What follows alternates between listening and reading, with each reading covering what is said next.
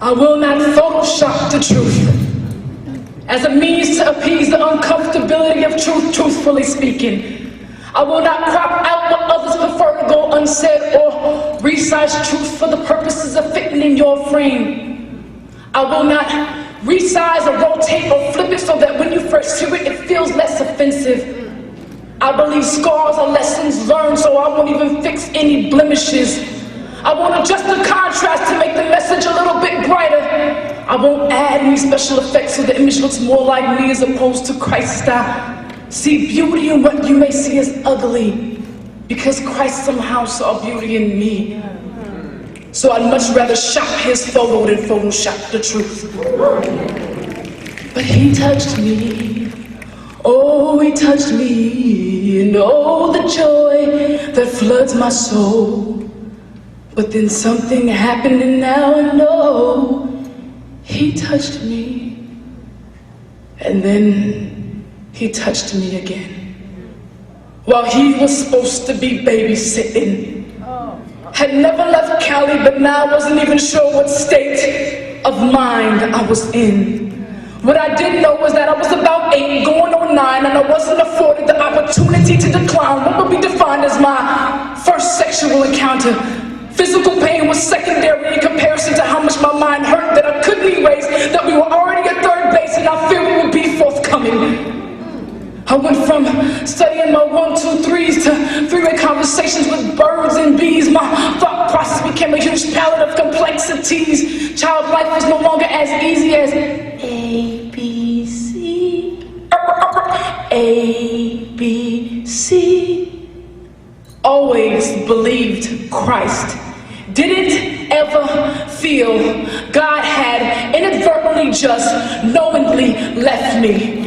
Now, oppressing penetration, quicken rage, Satan thought ugly variations would execute youthful zeal.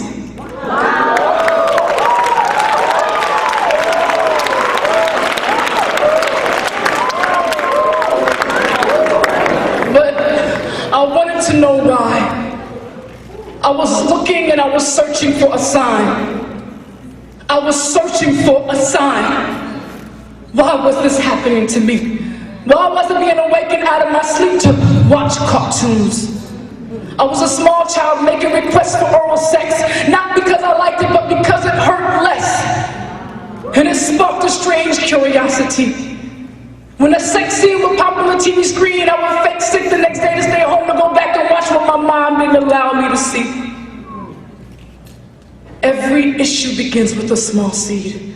So be careful what you're planting in your spirit. Cause even though most feel that watching them graphic videos are for your enjoyment alone, please take note, allow me to forewarn that 87% of child molesters admit to trying to imitate something they saw from watching porn.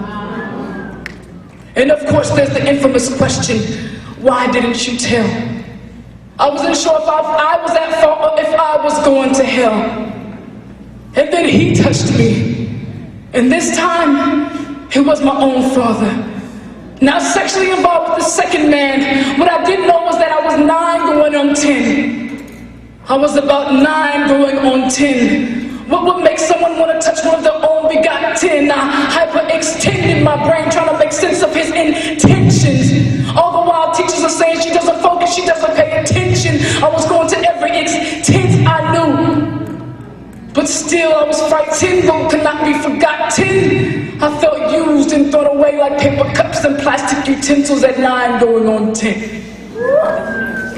He told me to drink this cough syrup. I tried to explain I wasn't sick, but he kept giving me cough syrup.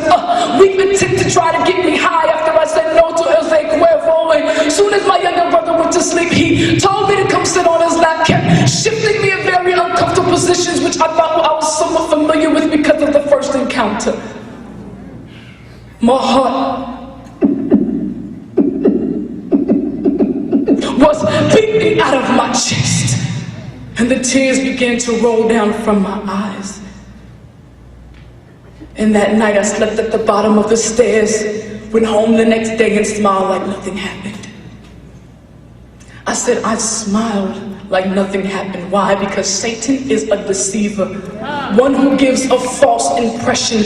Had me to believe that it had to be something I'd done, because why else would two grown men come after me? So I began to change the way I dress, started to wear baggy clothes because I figured it would draw less attention.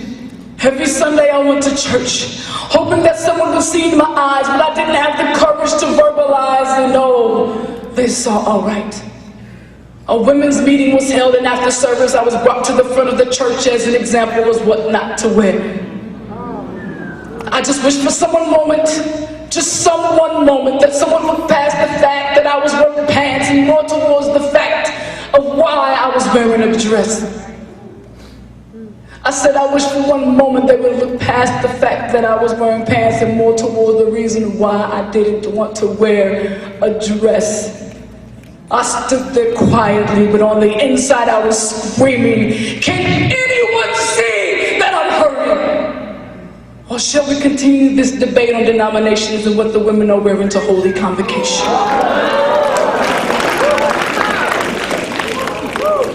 I said Satan is a deceiver, one who gives a false impression.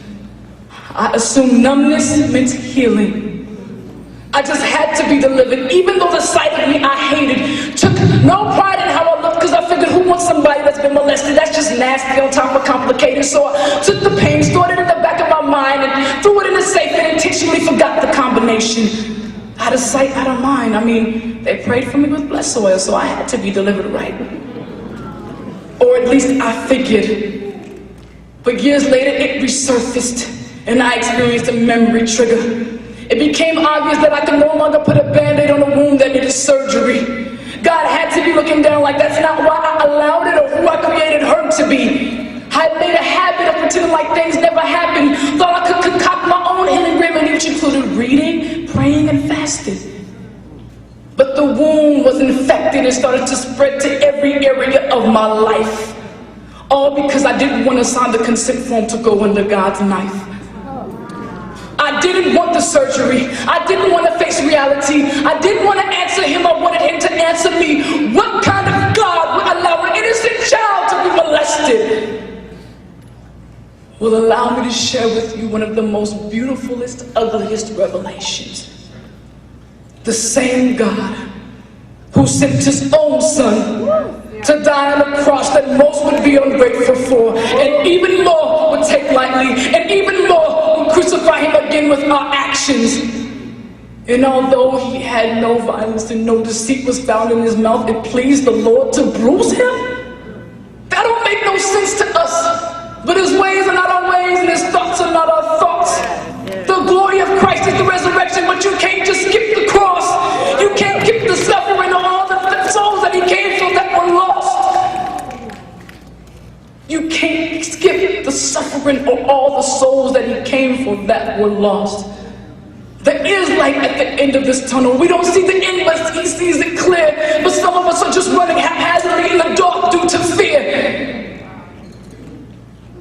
God has amazing plans for us, but we got hang-ups. We hung up on trying to figure out why. Hung up on why us and why not some other child. Hung up on why we were the ones that had to deal with it, and hung up on why we're not able to forgive. But Christ is the ultimate hang-up.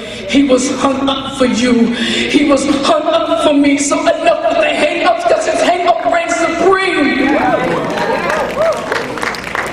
So, to every little girl and every little boy who felt defenseless, for every man and every woman who feels like the enemy has beaten them senseless, for every single swallowed cry in the middle of the night so that no one would hear, for every face buried in pillows to hide the tears, for every voice that wants to speak out and really tries but gets a knot in their throat every single time, for every thought that the enemy tries to choke with asthmatic breaths of anger, Christ is the breath of life.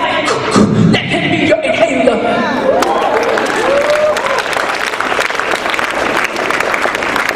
Some of us won't hear it unless it's from somebody who went through. And in that case, he allowed me to come before you and stand as a testimony for you, and it was worth it. It was worth every single ounce of physical, mental, and spiritual pain, and I'd go through it again if he would allow me to stand before you again and encourage you to allow him to get glory. Because, like Paul, I reckon that the present sufferings at this current time are just not worthy to be compared with the glory that shall be revealed in us.